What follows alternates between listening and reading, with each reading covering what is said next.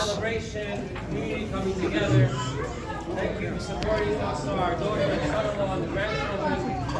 It's amazing to see the community and amazing to see the friendship and the shluchim and the children who come together. L'chaim. It was an incredible honor to hold the baby. Thank you so much for honoring me to hold the baby during the Brit. And the naming of my father, a very dedicated chassid. My father, who was the uncle to Rabbi Levertov Sr. from Arizona, we're cousins. So his uncle, my father, was a dedicated chassid. He grew up in Russia, in Moscow, during the difficult times of communism.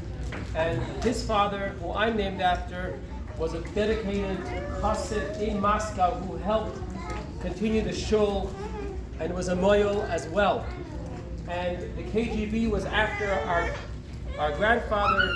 They were tracking him, and this is 1946, and finally they tracked him, they arrested him, they put him into prison, and then to labor camps, and he passed away al Kiddush Hashem during in these difficult times in Russian gulags. And in the papers, all the records of the interrogation, they accuse him of being Spitz Chabad, a dedicated Shnei Sonite, and they say he and his colleague were the ones who are running the synagogue. We know who runs the synagogue. We know who comes together, who brings people together and teaches them. And we know that he does a lot of brises. He did brisen. He was a moyel and a shaykhid as well.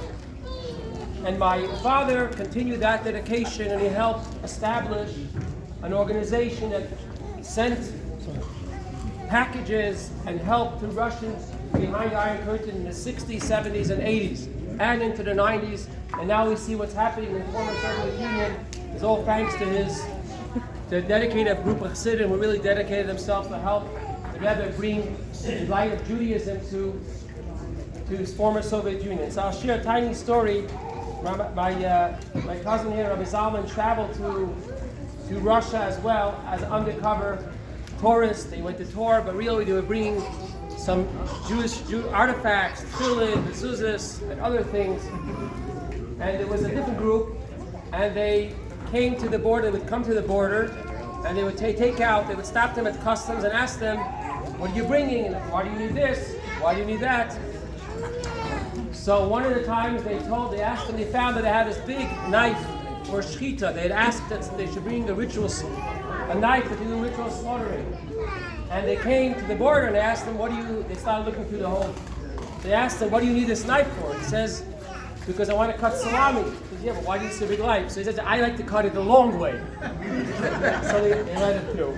May God bless Moshe and Rivka and all the other children. She grew up to continue the legacy of the grandparents and the parents, the dedicated shluchim that have l'chaim. Oh my God. That was your father's name.